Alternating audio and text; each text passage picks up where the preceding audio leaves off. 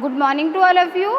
मैं सुनीता यादव, व्याख्याता, Bharti TT college Anantpura Kota, DLED first year के थर्ड पेपर भारतीय समाज और शिक्षा की थर्ड यूनिट जेंडर के बारे में आज हम चर्चा को आगे बढ़ाएंगे। इस पे हम पहले भी चर्चा कर चुके हैं। आज हमारा नया टॉपिक है सेकंड, जेंडर एक सामाजिक सांस्कृतिक अवधारणा। कि जेंडर क्या है? एक सामाजिक और सांस्कृतिक अवधारणा है। वैसे तो हमने अपनी पिछली कक्षाओं में जेंडर हिंदी शब्दकोश के अनुसार जेंडर का हिंदी अर्थ लिंग है, लेकिन इंग्लिश में इसको ट्रांसलेट करके जेंडर शब्द से जोड़ा गया है। इसी प्रकार दूसरा जो हमारा है जेंडर और लिंग, तो जेंडर का सामाजिक और सांस्कृतिक अवधारणा में एक अलग रूप है। जेंडर और लिंग को लेकर हमारे समाज में बहुत अधिक विवाद है। पिछले कई वर्षों में इस शब्द को में नज़रअंदाज भी किया गया है। लिंग का अर्थ निम्न अवधारणाओं से लिया गया है। जैसे कि पहला इसमें स्त्री एक कमज़ोर लिंग है, कि स्त्री को क्या है हमारे समाज में कमज़ोर दुर्बल माना जाता है। केवल स्त्री को बौद्धिक और शारीरिक रूप से क्या है, उसे कमज़ोर माना गया है।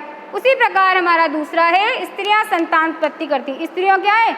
स्त्रियों को संतान उत्पत्ति करना, घरेलू काम करना और बच्चों का पालन पोषण करने से ही संबंधित किया गया है। समाज में उनकी इसी प्रकार से छवि बनाई गई है। इसी प्रकार हमारा थर्ड पॉइंट से स्त्रियां माता और पत्नी होती हैं, कि स्त्रियों किसी की माता है, वह किसी की पत्नी है, किसी की बहन है। इस तरह से उसको समाज में संबंधित किया गया है रिश्तों के आधार पर, और उसका कोई अपना अलग से अस्तित्व नहीं है।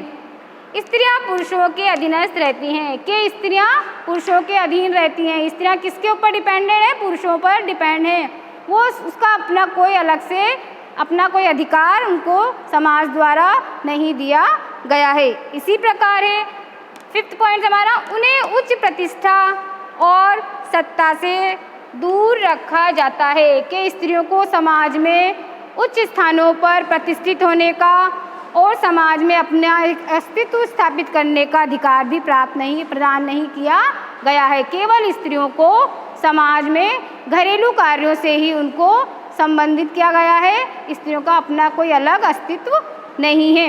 कुछ समाजशास्त्रियों का कहना को स्त्री जेंडर और लिंग पे लेकर भी बहुत बड़ा विवाद है। कुछ समाजशास्त्रियों का ऐसा मानना है कि स्त्री और पुरुष केवल में अंतर हार्मोन्स के द्वारा माना गया है, लेकिन बहुसंख्यक बहुत सारे कुछ समाजशास्त्री इस कथन से असहमत हैं। उनका मानना है कि स्त्री और पुरुष स्त्री और पुरुष में अंतर का कारण उनका व्यवहार है। इसी प्रकार दोनों में जेंडर को